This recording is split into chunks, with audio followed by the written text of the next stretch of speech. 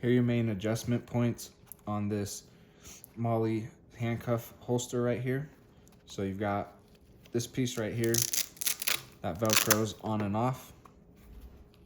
And then you also have this right here, which is to replace this hard plastic piece.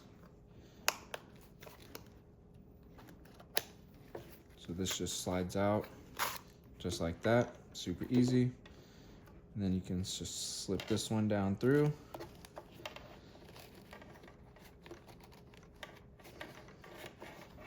See, it's almost there.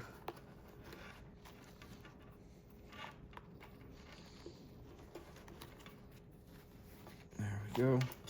So now you can just have that button attachment just like that.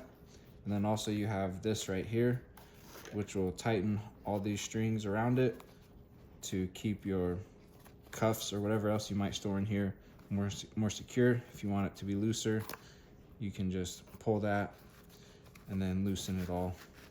And it can have quite a bit of stretch to it. So there's a look at all your different adjustment points. Super easy to use, super functional. I think you'll be happy with it.